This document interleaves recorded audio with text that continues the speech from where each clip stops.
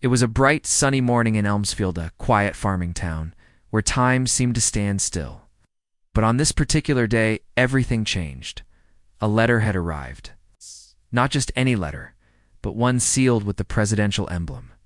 80-year-old Walter Granger, a humble farmer known for his dusty overalls and gentle eyes, squinted at the name embossed in gold. Donald J. Trump, President of the United States. His gnarled hands trembled slightly as he held the envelope. What in the world would the president want with me? He muttered across town. The news spread like wildfire. President Trump had announced a rare tour of rural American effort to reconnect with the farmers, truckers, and small-town folks who formed the country's backbone. Elmsfield was one of just 3 chosen stops. Porters were pouring in. The mayor was in a frenzy. But Walter wasn't thinking about politics or cameras. He stared at the letter again, as if trying to read deeper between the lines. President Trump personally requested to meet me, he whispered. Just then, his 17-year-old granddaughter Lily bounded into the room, eyes wide with excitement. Grandpa, heard it on the radio. You're going to meet Trump? What are you going to wear? Walter chuckled, patting her head gently. Probably. The same thing I wore when I met Reagan, he said, just more faded. And with a few more holes. In truth, Walter wasn't excited, wasn't nervous either. He was thoughtful. He pulled open a drawer in his old workbench and took out a weathered cap. Dusty, sun-bleached, and torn at the brim but cherished. He ran a finger along the inside seam, stopping at 3 faded, hand-stitched initials, JSG. He stared at them for a long while. If he met the president, this cap would be the only gift he offered. But the initials weren't his, and the story behind them was something Donald Trump didn't know. By noon, Elmsfield was buzzing with energy. Porters snapped pictures of aging barns and rusted tractors. The whole town was caught up in the excitement. Yet no one understood why Walter Granger had been chosen, and Walter wasn't talking. He never liked attention, kept tending to his cornrows, just like any other day. That evening, his best friend Hank stopped by, so Hank said, leaning on the fence, "You gonna tell me why the president wants to see an old farmer like you?"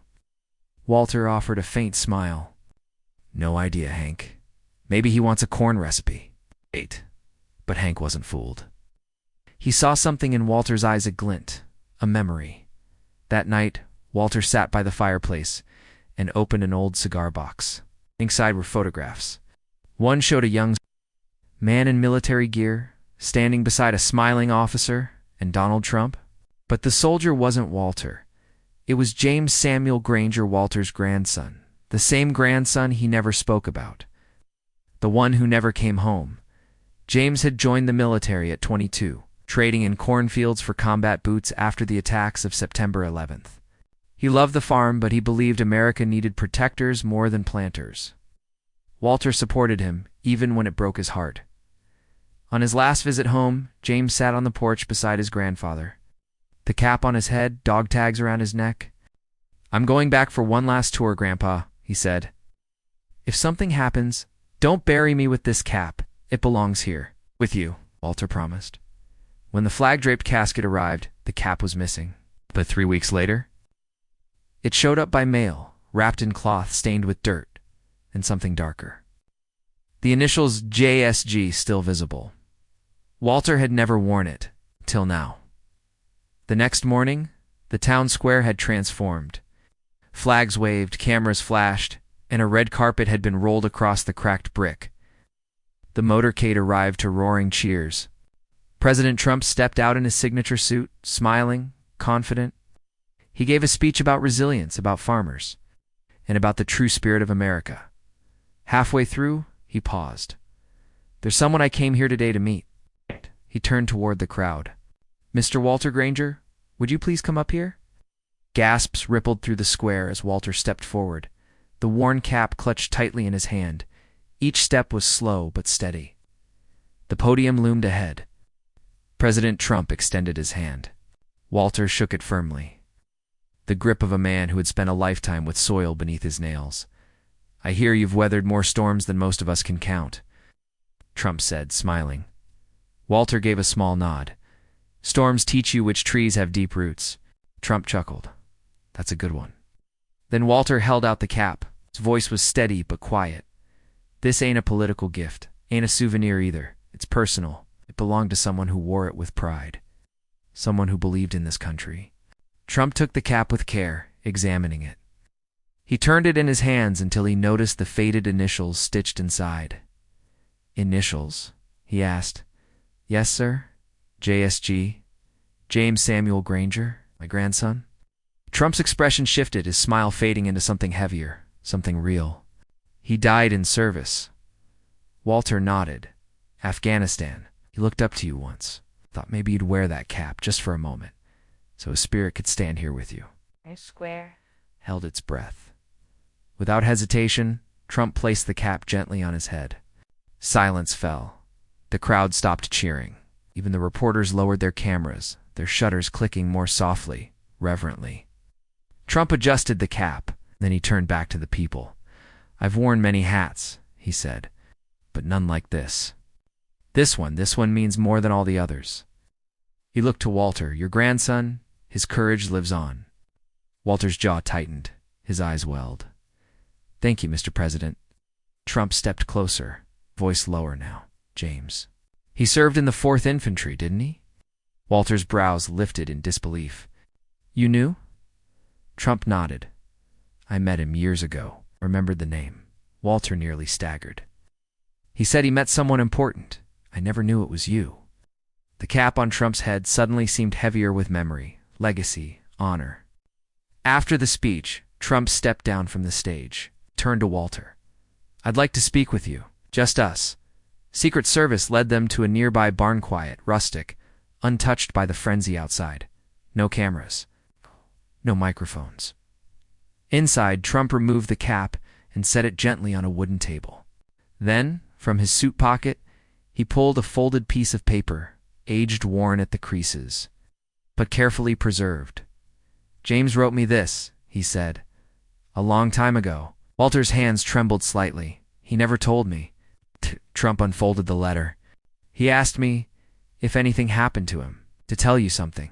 He handed the paper to Walter. Dear Grandpa, if you're reading this, I didn't make it back. But don't cry, please. I did this because I wanted to be like a quiet, strong, always standing for something bigger than yourself. If I fall, promise me one thing. Don't let your spirit fade. Keep farming. Keep smiling. I know that I loved you more than I ever said. Love, James. Walter read it aloud, his voice barely above a whisper. I failed him, he muttered, voice cracking. Trump placed a hand on his shoulder. You didn't fail him, you raised a hero. Back home, Lily sat on the living room floor, watching the live broadcast on her phone, eyes wide, heart full. Her grandfather, usually so quiet, stood tall on that stage, honored and seen. She turned to her mother, tears brimming. I want to do something that matters too, she said softly. Like James. Her mother looked at her in surprise. You're still in high school? I know, Lily said. But I can start now. Volunteer, learn, serve. She walked quietly to Walter's old study and opened James's scrapbook.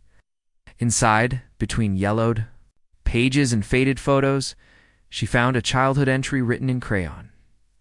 One day I'll protect Grandpa's fields. She smiled through her tears. James had protected far more than that. He'd inspired a generation. That evening, President Trump delayed his next stop.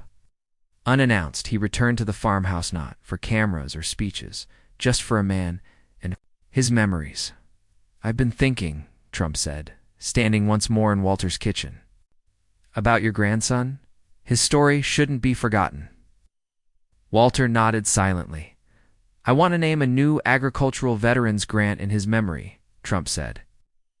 The James S. Granger Fund for Vets who returned to the soil they once left, to defend. Walter's hands trembled, but this time it was pride, not grief. Thank you, Mr. President. He'd be smiling right now. Trump nodded gently. I think he already is. By morning, headlines swept the nation. Trump wears fallen soldier's cap, the story that silenced a town. A farmer's gift, a president's tear. Who was James Samuel Granger? Veterans groups. began to call. TV stations begged for interviews, but Walter declined them all. He wasn't chasing fame. He only wanted people to know who James was and what he stood for. That afternoon, he placed the cap gently into a wooden display case, beside a photo of James in uniform. Lily added a small plaque beneath. A farm boy, a soldier, a legacy. It was no longer just a quiet farming town. It had become the heart of a national story. 3 weeks later, a package arrived. No return address. Inside were envelopes. Dozens, then hundreds. Letters from strangers, veterans, students, farmers. Children one read, "Because of James, I called my grandfather today." Another, "I'm re-enlisting. I'd lost my why until I heard your story." Walter read every one. With each letter, James's sacrifice stretched beyond fields of corn and cattle. It became a bridge between generations, between pain and purpose. Walter turned to Lily. "Maybe it's time I tell the whole story, not just mine, but his too." That night, he began to write. Soon after, the local museum reached out. Would Walter allow the cap to be part of a special exhibit? He hesitated. It was deeply personal, but after talking with Lily, he agreed on one condition. "I want it under glass, with his full name." And this line beneath it, he believed in something bigger than himself. When the exhibit opened, lines stretched down the block. Children stared in awe. Veterans saluted. Teachers wept. No one expected a dusty cap from a small-town boy to become sacred. But the initials JSG now meant something to the entire country. One morning, a dark car pulled up the Granger driveway. A woman in uniform stepped out. Her name tag read, "Captain Elaine Harper." "I served with James," she said softly. Walter welcomed her inside. At the old kitchen table, she pulled out a worn notebook. "He wrote poetry," she said, handing it to him. He was embarrassed to share it. "Only let me read it." Walter opened it carefully. On the first page, James had written, "If I never return, plant sunflowers. They face the light, even after storms." Walter wiped his eyes. "I never knew he wrote." Elaine smiled. "I was always thinking about this place, about you." Next spring, Walter and Lily stood on the edge of their land. Half the cornfields had been replaced with brilliant sunflowers, golden, defiant, and full of memory. Lily looked up. He wanted this. Walter nodded. He said they'd help us heal. Veterans began to travel from miles away to walk among the flowers. One left a medal at the edge of the field. Another whispered a prayer. It had become more than a tribute. It had become a sanctuary. Nearly a year later, a handwritten letter arrived. "I'd like to come back to Elms Field. No press, just respect." Donald J. Trump. Walter agreed.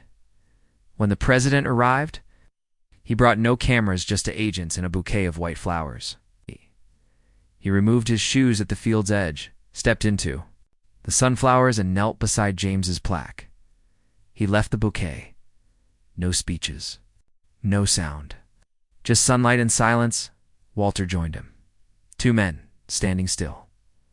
Some things don't need words.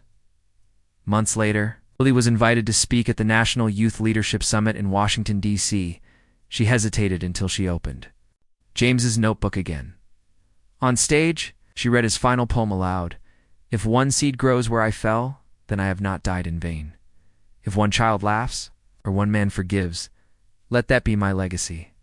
The audience rose to their feet in a standing ovation. And somewhere in the back row, President Trump sat quietly. His eyes glistened. That same year, the James S. Granger Fund launched. Applications poured in from veterans, longing to return to farming, to trade rifles for rakes, barracks for barns. Walter helped review them. One letter stood out. "I lost my leg, lost my friends, but I haven't lost the land I love. Help me return to it." Walter approved it personally. He knew James would have done the same. Time passed. The cap remained in the museum. School children visited it on field trips. Some wrote essays. Others just stood silently. One boy asked, "Why didn't they bury him with it?" And the guide answered because he wanted it to stay with the people he loved. With the land he fought for, the initials JSG were no longer just letters.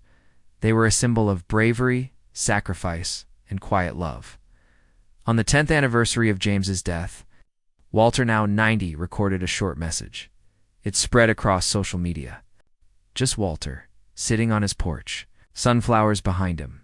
He looked into the camera and said, "We often think heroes wear capes or march in parades, but sometimes they wear dusty boots and carry quiet dreams.